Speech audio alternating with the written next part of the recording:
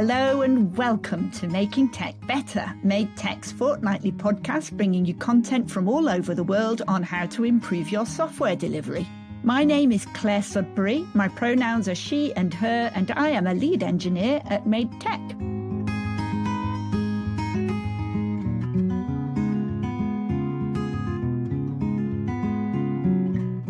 February was LGBT plus History Month. So on Tuesday, the 8th of February 2022, I spoke to Alex Herbert, who's a senior engineer here at madetech and has been heavily involved in working to make our organisation more diverse, inclusive and equitable for all of its colleagues. Now, I couldn't get this episode ready quickly enough to be published in February, but that's okay. We don't want to restrict ourselves to only thinking or talking about this topic in February. Hello, Alex. Hi, Claire. How are you? I'm good, thanks. Thank you so much for joining me. It's a pleasure. So let's leap straight in and talk about visibility of LGBT plus people in the IT industry, because historically there's been pretty poor visibility of people in that group in this industry, and it's not been an easy place for people to be out and proud. Do you think that's still the case, or do you think it's changed at all? So honestly, it's a bit of a mixed bag. The IT industry, it's always been quite progressive, but it's by no means unique in a more societal context. So in the last 20 years or so, there's been a shift in societal perception of what it means to be gay and trans. And there's a lot less stigma now than there used to be. So there is naturally more visibility, what with television shows proudly including queer characters and things. But with that visibility, there's a bit more of a pushback or a backlash, I guess, from reactionaries and people who've never really had to think about these things before and are now annoyed that they have to. So England is particularly tough for LGBT people of late. In the last 5 years, hate crimes, especially violent hate crimes against LGBT people, have doubled in the last 4 years, more than doubled even. Oh, yeah. So there is a lot of push for companies to be more diverse and inclusive, because there's good science to show that people who feel comfortable with bringing their whole selves to work are more productive, and that a diverse company generally has better results just by looking at the stats. Yeah. But also some companies might feel a bit hesitant to make more changes or celebrate diversity, since they might get a bit of a backlash these days and be accused of being woke or potentially losing business. There was even recently a lawsuit and an appeal from a woman who felt she was terminated for refusing to treat her trans colleagues with respect. Oh, God. So I don't want to go into that one because that's an entire other kettle of fish, but It's kind of a bit of a double-edged sword. However, that being said, my hopes lie with the next generation, because unlike us going through school, they were raised without Section 28 in place. So it wasn't illegal for them to discuss LGBT issues in school. So they had a bit more of a comprehensive education around the subject. It's certainly not so much of a faux pas to be gay in the younger generations than it was for my generation. I'm a millennial for reference.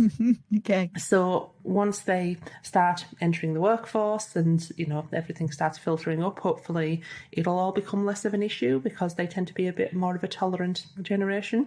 So I don't really have a conclusion for that one. I'm just hoping it'll be getting better over time. Yeah.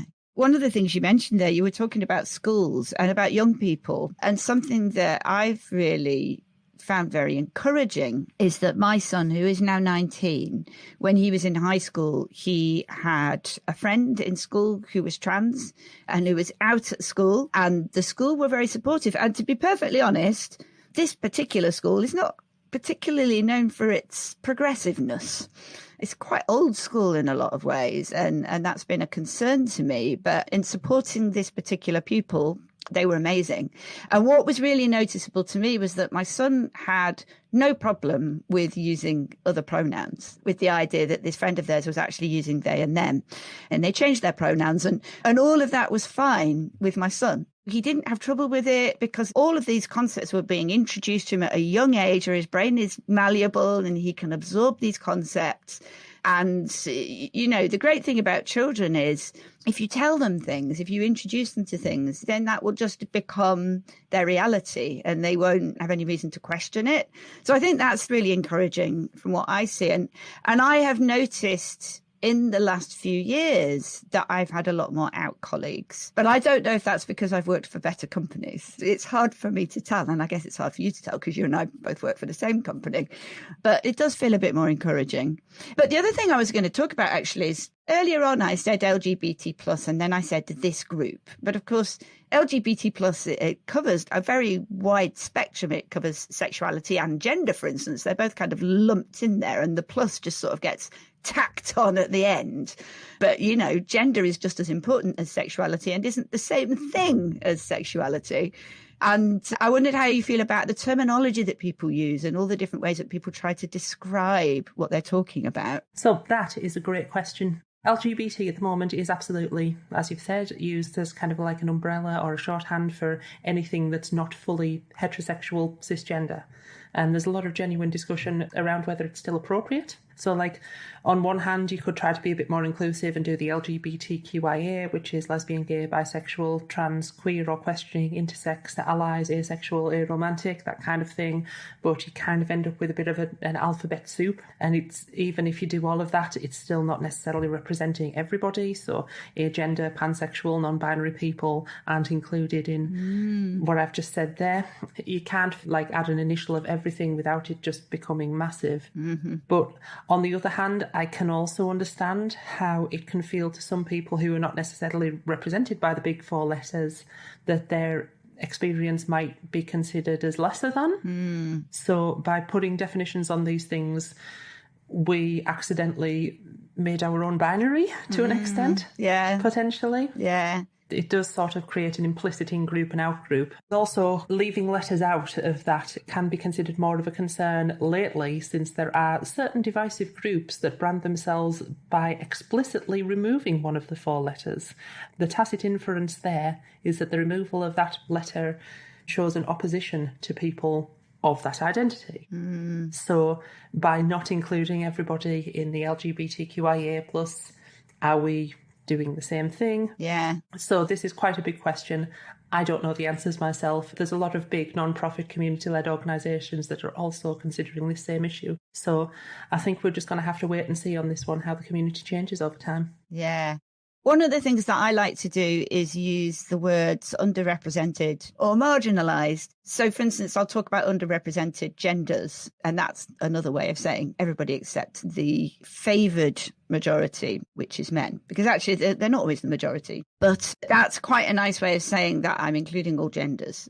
You know, I'm talking about underrepresented genders. And a term that we used to use at ThoughtWorks was GUM, which stood for Gender Underrepresented Minorities. But when you just talk generally about, you know, all genders, for instance, rather than both genders, and the same goes for sexualities, you can just talk about all sexualities to indicate that you're being inclusive of all sexualities and all genders. I think that helps. But of course, in different contexts, different things are appropriate. Yeah, I understand. I think that's quite a good method. Yeah. So what can employers do to help create an environment where LGBT plus people feel welcome and safe? So, yes, that's also a great question. It's quite a big long list, and this list is by no means exhaustive. The primary thing that you need to understand is that it's not just getting people in. You have to also foster a culture in the company that retains people. So if you want to just take a diversity box and say, oh, we need to hire 3 gay people by the end of the year, and then you do that, but then they all leave within the following year, then you haven't really made any progress. Yeah. So there are certain things that you can do to start with, such as looking seriously at your job applications and job specifications for gendered language. I know that we at madetech do that. We've got some tools to help us automatically go through all of the job specifications that we post out and see if there is language in there that would necessarily favour one group of people over the other, and we try to make that as neutral as possible to encourage applications from a multitude of sources, for example.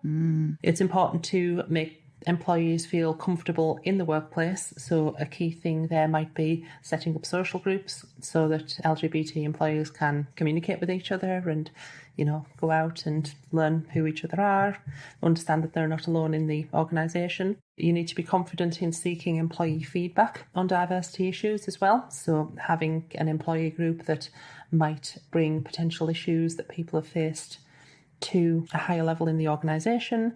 So something that really helps with that is getting buy-in from the top. So especially C-level executives, if they are interested in improving the diversity of the business, then you're kind of onto a winner there, because it means that they'll listen to you. So once you've got lots of feedback and a bit more understanding on your employees, you can start to draft comprehensive equality policies. A big part of this is being able to handle discrimination effectively. So if there's an issue that happens in the workplace, or indeed while working for a client, if there's a policy in place there to protect the colleague that has been on the receiving end of that discrimination, that can be a very positive thing. Mm-hmm. Also, allowing LGBT people and their allies to make their voices heard. So, for example, at madetech, we have showcases. I've done some showcases before. We've had some talks from external people. So we had a trans speaker recently talking to the wider org about trans issues. Oh, yes, that was wonderful. Can you remind me of her name? Katie Neves. Katie Neves, that's right. Katie Neves is fantastic. I absolutely encourage people to look her up. Sorry, carry on. No, absolutely. That's important. So then you've also got to collect data, collect, measure, and try to improve from the data that you're collecting. If you're stuck as an organisation of how to improve diversity, you can seek assistance from an external organisation.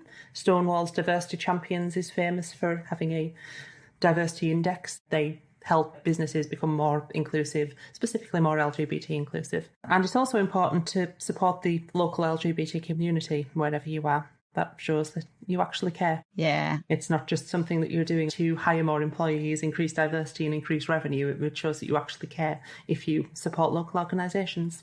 Yeah. And I think showing that you care is really important, because it means that when people join your organisation who are in underrepresented groups, it makes them feel comfortable and happy. It's, you know, it's nice to join a new organisation and feel like you're being noticed and cared for.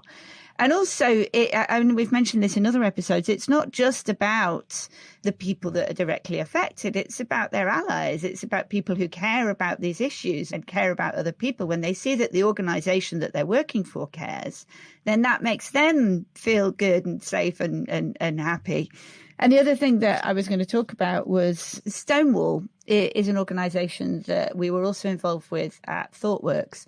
And they did some fantastic work. And the thing that was really noticeable was they did a kind of an annual almost audit that I think involved everybody in the company filling in a questionnaire, quite a detailed questionnaire, that then allowed Stonewall to basically give ThoughtWorks a score for, you know, how are you doing for your inclusive policies and your support for LGBT plus people? And that was really useful because it got everybody thinking and talking about it. And it also meant, you know, I mean, it's almost gamifying it to some extent. It's like we want to get a high score. We want to do well. And Stonewall publish those scores and they have kind of like a league table effectively. Mm-hmm. That was really interesting. That had a really positive effect. I'm glad to hear that. I know that there's been a lot of controversy, well, forced controversy really about Stonewall these days. Yeah, well, unfortunately, they've suffered really badly because they've been targeted by transphobic campaigners who unfortunately have been able to have an impact on Stonewall, which is just horrible. Mm-hmm. But they're a great organisation, in my view.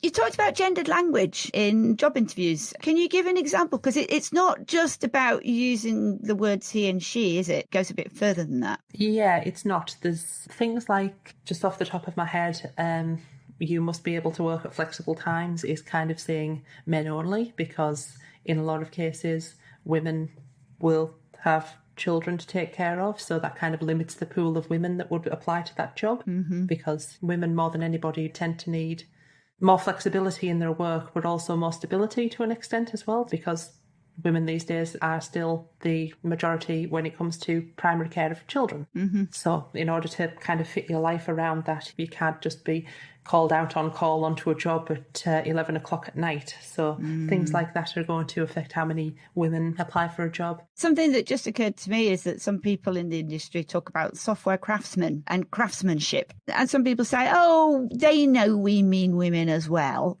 But every time as a woman or somebody in a gender minority, you see the word man just being used, just kind of being thrown around like that, just as an assumption that the default is male. Yes, the default. Yeah, then it has just that another little impact on you. It's like, oh, I'm not really supposed to be here. You know, this is really for men. Those things do make a difference. But it is interesting because people do also talk about things like aggressive language. So, for instance, focusing on war analogies, you know, talking about things like war rooms. And in some job adverts, they'll talk about having a competitive edge, or they'll use language that's stereotypically male. But that's a really interesting one to talk about. And actually the one that you said about women being child carers as well, because it is true that the majority of people doing that is women. And it is true that typically men are the ones who are more likely to be clustered around language to do with war. But of course, you don't want to be making assumptions about that stuff. So when you say that you don't want to have too much of an emphasis on flexible hours and you don't want to have too much an emphasis on war analogies, it's not even as simple as saying because that's for men. Because, of course, women and other genders are perfectly capable of being interested in that stuff. And other genders can also be carers for children. But it's about being not exclusive. So it's about making things open to everybody, isn't it? So that you're not only focusing on one group of people. Absolutely. The other thing that I was going to ask you about was data. Because you said that you want to be able to gather data, you want to be able to look at how you're doing as an organisation. And one of the things, particularly for LGBT plus, a lot of the time, particularly sexuality, but also gender, are things that can be not visible. And you don't necessarily know by looking or speaking to somebody whether they are trans or whether they are gay or whether they're in an underrepresented gender or sexuality. And that's a little bit of a kind of a catch-22 because you can ask them, but if you haven't created a safe environment, they're not necessarily going to tell you. So there are ways of collecting data anonymously, but also I imagine there's a bit of a sort of cyclical effect that the more safe and inclusive you make your workplace, the more likely it is that even when you're doing an anonymous survey, you'll get higher numbers of people self-reporting because they will feel safer to do so.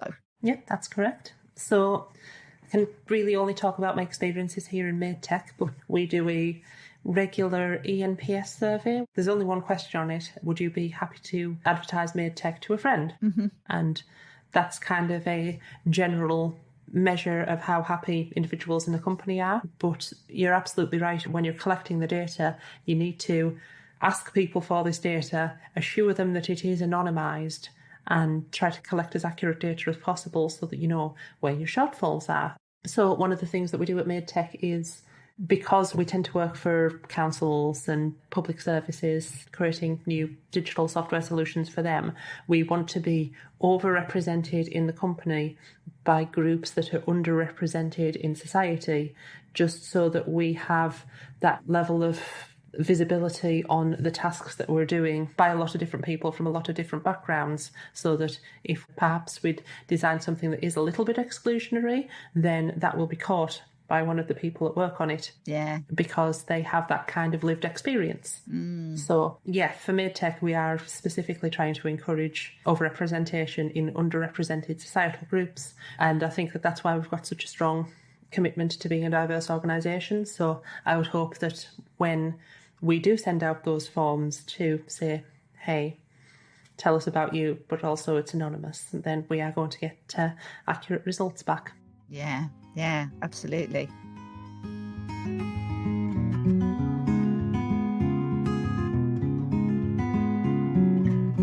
While I've got your attention, let me tell you a bit about madetech. After 21 years in the industry, I'm quite choosy about who I'll work for. madetech are software delivery experts with high technical standards. We work almost exclusively with the public sector. We have an open source employee handbook on GitHub, which I love. We have unlimited annual leave. But what I love most about madetech is the people. They've got such passion for making a difference, and they really care for each other. Our Twitter handle is madetech. That's MADETECH. We have free books available on our website at madetech.com/resources/books. And we're currently recruiting in London, Bristol, South Wales and the north of England via our Manchester office. If you go to madetech.com/careers, you can find out more about that.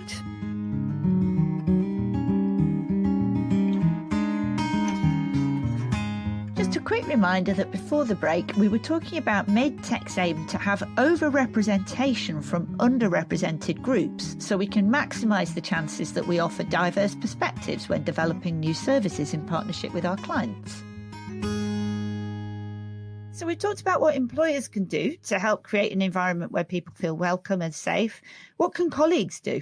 So number one is just be respectful to your colleagues. They're people too, just like you. And we all basically want the same things out of life, health and happiness and all of that jazz. Yeah. So if you want to be an ally to trans people specifically, it can be good to put your pronouns in your bio, even if you're just cisgender, happily binary, male or female.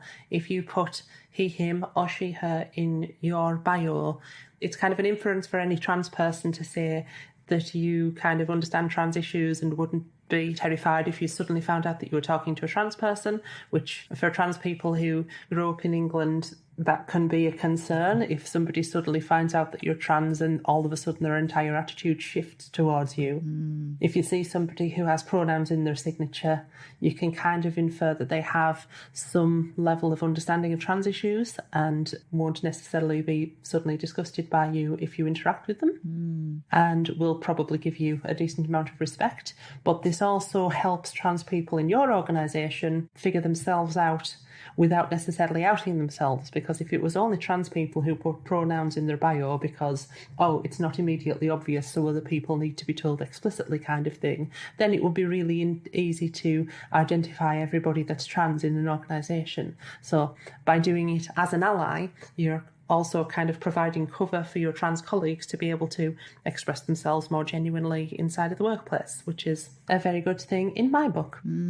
Another big thing, and this is probably the hardest thing of being a good ally, is to challenge bigotry when and if you see it happen. So if you're hanging out with all of your builder mates down at the pub and one of them makes quite a bad misogynist joke, you kind of have to call them out on it. If you're trying to foster a sense of diversity and inclusion in the business and in your life, that's the kind of crux of it. That's where it can get uncomfortable. So it's the same thing about challenging racism. If you're out in an entirely white group and one of you cracks a racist joke, because everybody's white there, you always have the feeling of, oh, I don't need to say anything about it. They know it's wrong and they're only comfortable making that because they're in this all-white group.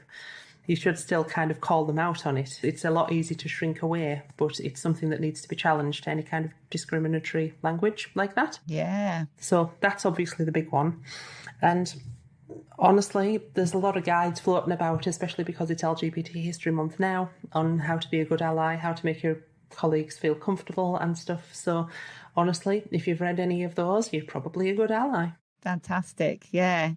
There was something that you just said that really stuck with me, actually. You said that if you're trans and your colleagues discover that you're trans, there's going to always be a little worry that they might suddenly react disgustedly. And I think that is a really simple way of explaining why transphobia is such a bad thing. You know, imagine being in that situation where you're worried that people who you're working with and just any person you might encounter might suddenly react to you with disgust. That's a horrible position to be in. And that is just a really good way of describing why prejudice and discrimination against trans people is so very not okay. I just wanted to get that in there.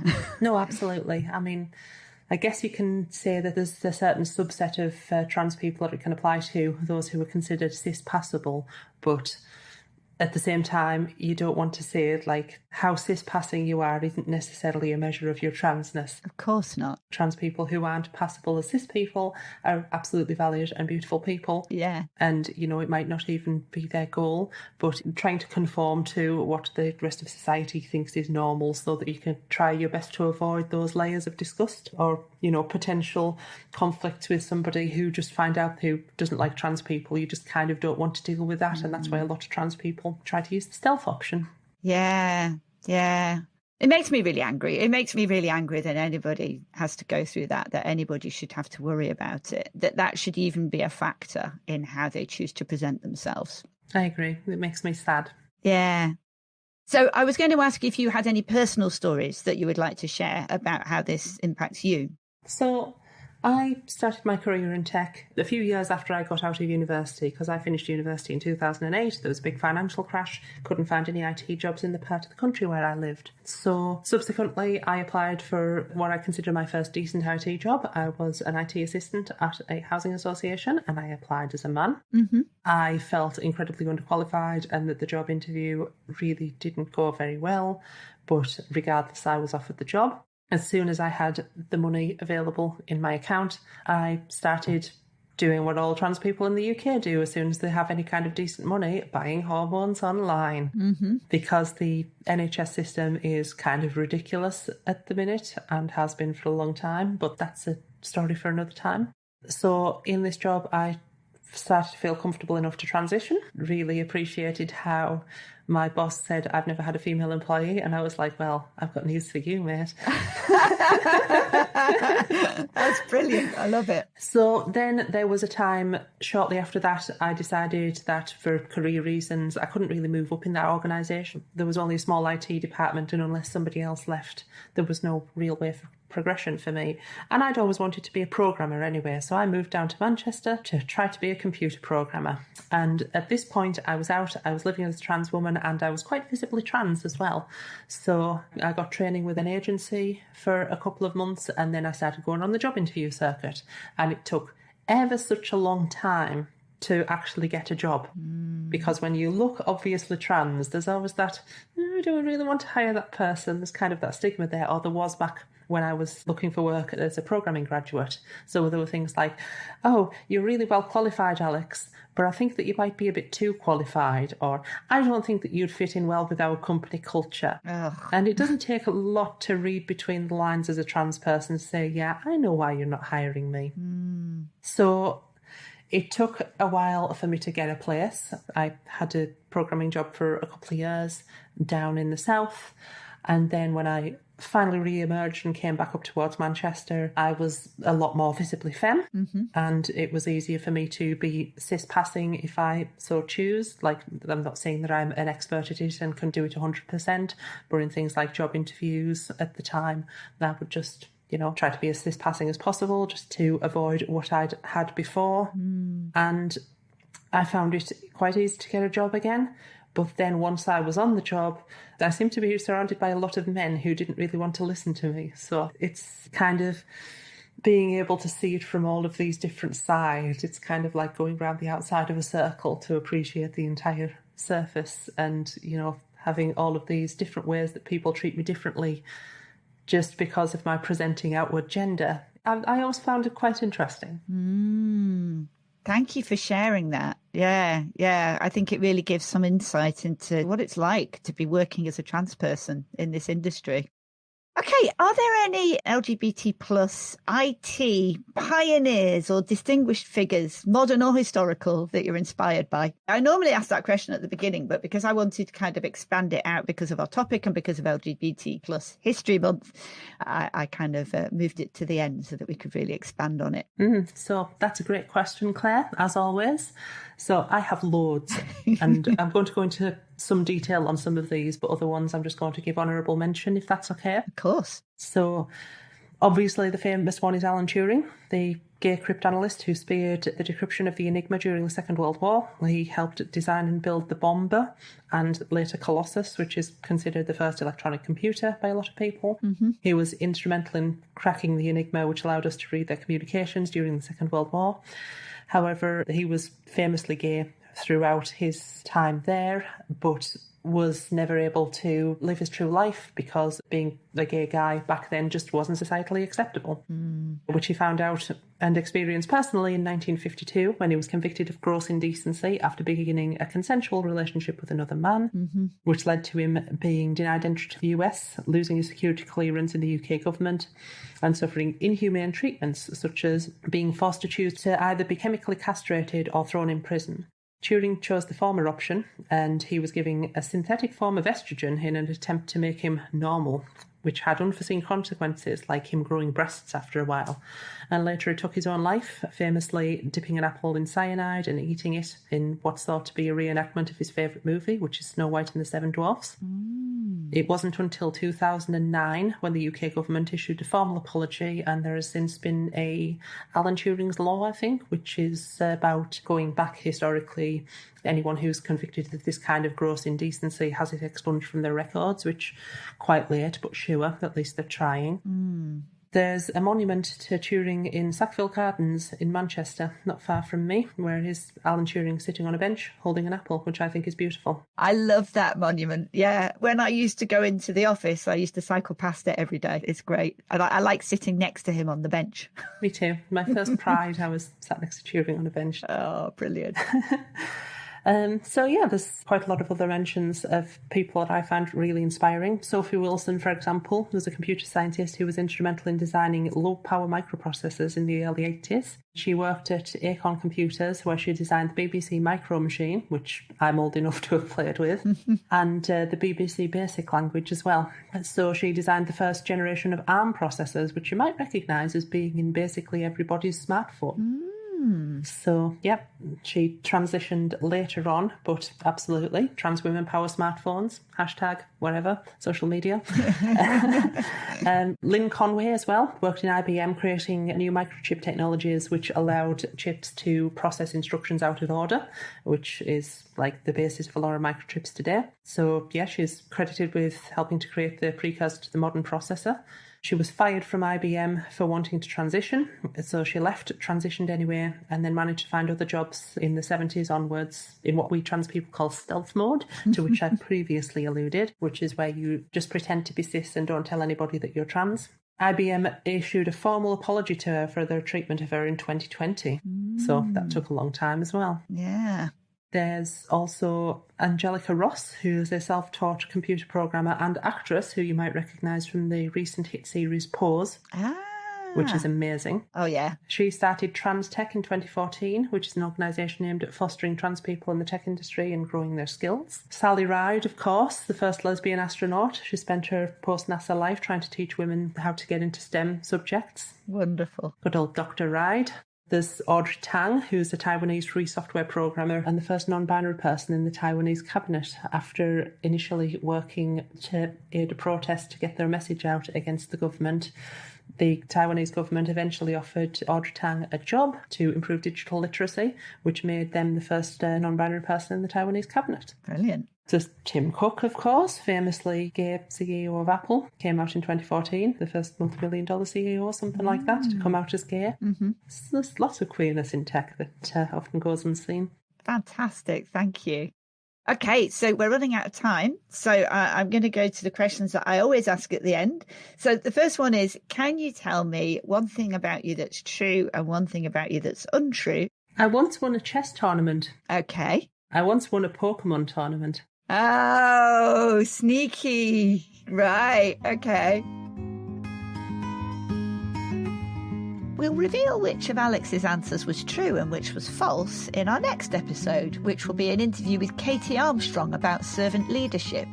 But meanwhile, here's the answer from Ryan Bergman's episode on the open source landscape, where Ryan told us that either he and his family have a project going on where they're trying to take a family photograph in front of all 99 US county courthouses, or that once they got accidentally locked in a courthouse and had to spend the entire day there because they went to use the bathroom and got locked in. We're trying to take our family's photograph in front of all the 100 courthouses. I loved your embellishment. I loved the story about getting locked in because you needed the toilet. That was perfect. Where can people find you, and do you have anything coming up that you'd like to plug? So I famously, or infamously even, have an incredible dislike and distaste for social media. So if I've done my job correctly, you can't find me anywhere.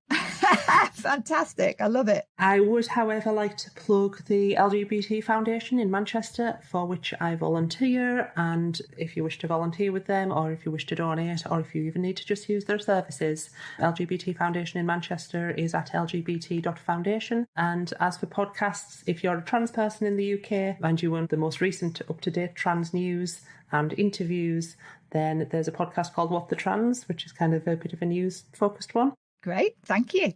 Okay, so to end on a high, what's the best thing that's happened to you in the last month or so? So you say the last month, but that's been a bit coloured by lockdown. So I want to talk about last September. Okay. So my partner's quite enamoured with the recent aesthetic and women who love women, casually referred to as sword lesbians, where women tend to get married using swords, posing for lots of pictures in their wedding dresses with swords. Okay. So I took my sweetie down to Kent to forge a sword for a week. Wow. So we each went down there barely knowing how to hold a hammer, and we worked a forge, and we did the grinding and made the handle, made the wood that goes on the handle, stuck it all together, did something called peening with a peening hammer. That was amazing. And we came away with a sword each. Wow. So if anyone else who's listening to the podcast who's interested in making swords, I believe it was Owen Bush down in Kent, and I would highly recommend them and their services. Wow. That sounds like so much fun. Thank you so much for coming on the podcast, Alex. It's been really good to talk to you. It's been great to talk to you as well.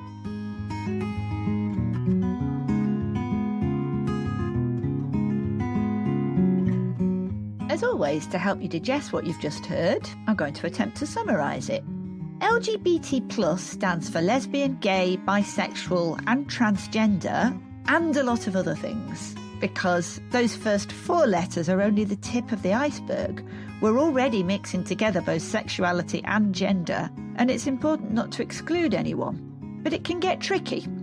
Sometimes it's helpful to talk about marginalised or underrepresented sexualities and genders. The good news is that over the last 20 years, a shift in societal perception has meant that there's less stigma around being LGBT+. There's more visibility, but there's also been some backlash. Violent hate crimes in England have significantly increased against LGBT+ people. But there is still good news. There's a lot of push for companies to be more diverse and inclusive. When people are comfortable in bringing their whole selves to work, and that particularly applies to sexuality and gender, they're more effective. Thankfully, the homophobic legislation of Section 28 in Britain, something which also came up in conversation with Lou Down in our episode on good services, this legislation was repealed in 2003, which has made things easier for the next generation. At madetech, because we want to be certain that we're providing diverse perspectives to our clients, we aim for over-representation of underrepresented groups. So, what can employers do to create a welcoming, safe environment to help them to improve on diversity? Well, it's not enough to hire from diverse backgrounds. You also need to retain people, and that means creating a good working environment. But back to the hiring, what you can do is you can check job specs for gendered language, so the way that you describe your work and your challenges, any assumptions you make about working conditions. So, for instance, don't assume that everyone can work long or unsocial hours. People might have caring responsibilities. And don't use words that imply a certain group of people, for instance, using the word man by default. There are tools that you can use to check the language of your job adverts. Provide social groups so that LGBT+ people can communicate with each other and know that they're not alone. Collect anonymous data on how things are going. Give employees avenues to provide feedback and ensure that feedback will be taken seriously all the way to the top of your organisation. Have policies in place for how discrimination will be handled both from colleagues and clients. Allow LGBT+ people and their allies to make their voices heard. For instance, you can host talks for both internal and external speakers. If you're stuck, seek assistance from external organisations such as Stonewall and support the local LGBT+ community wherever you're based. So, what can colleagues do to create a welcoming environment for LGBT+ folk? Be respectful. Remember, we're all basically the same. We all want health and happiness. Publish your pronouns. Let trans people know that you're understanding of their issues and won't react badly if you discover that they are trans.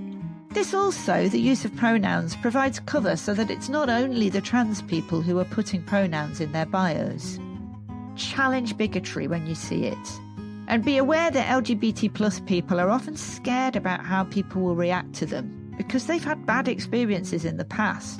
So the more welcoming and understanding you are, the more you help to alleviate those fears. Okay, that's not all. Stick around for extra content.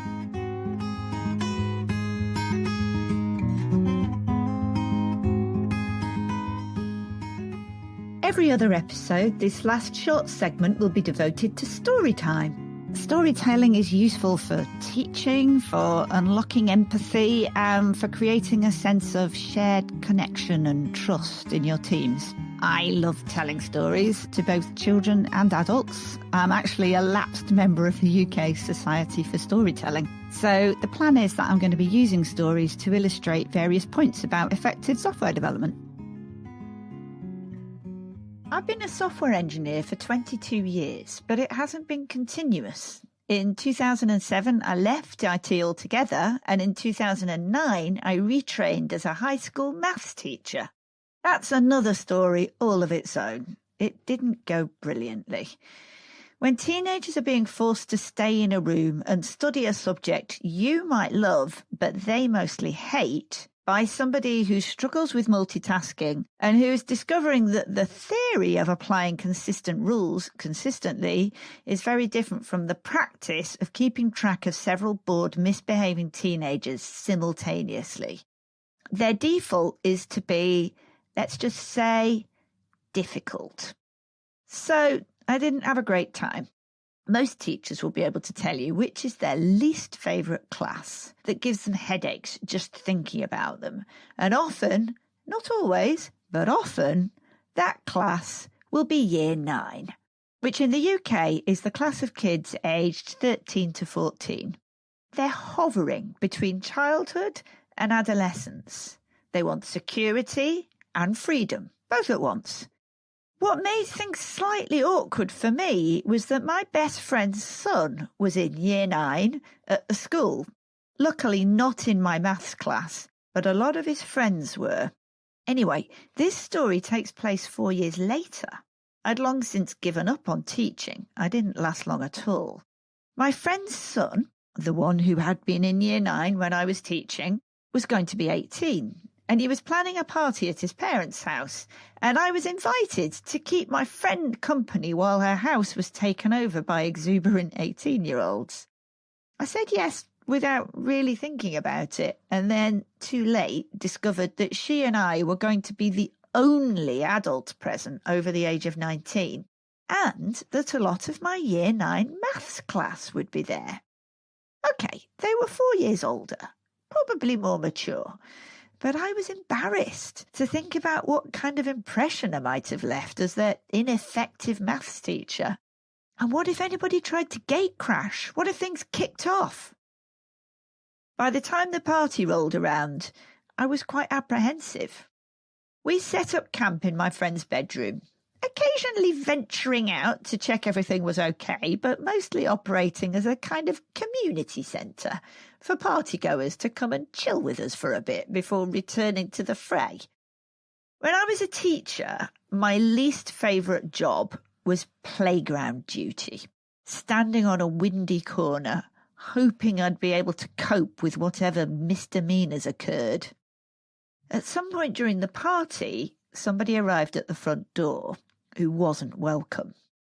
There was general consternation. There were some scary-looking young people hovering in the hallway.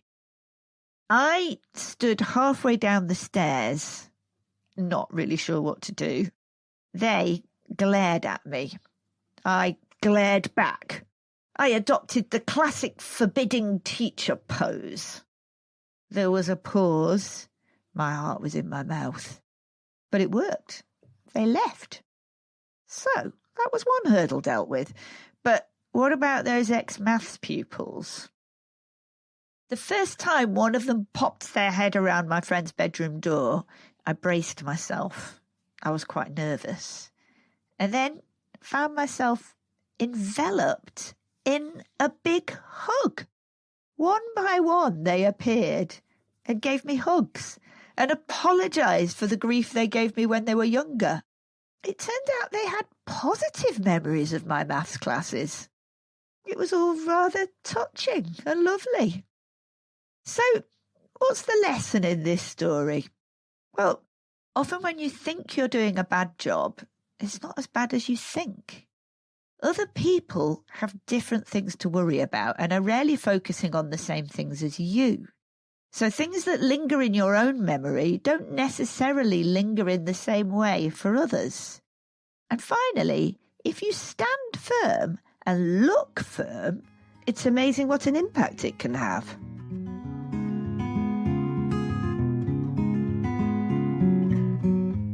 And that's the end of another episode. If you're enjoying the podcast, please do leave us ratings and reviews because it pushes us up the directories and makes it easier for other people to find us. I've got a few talks coming up. You can see the details on my events page on Medium, which is linked to from my Twitter profile. And you can find that at Clare Sudbery, which is probably not spelt the way that you think. There's no I in Clare, and Sudbery is spelt E-R-Y at the end, the same as surgery or carvery. You can find madetech on Twitter at MADETECH, and do come and say hello. We're very interested to hear your feedback and any suggestions you have for any content for future episodes, or just to come and have a chat.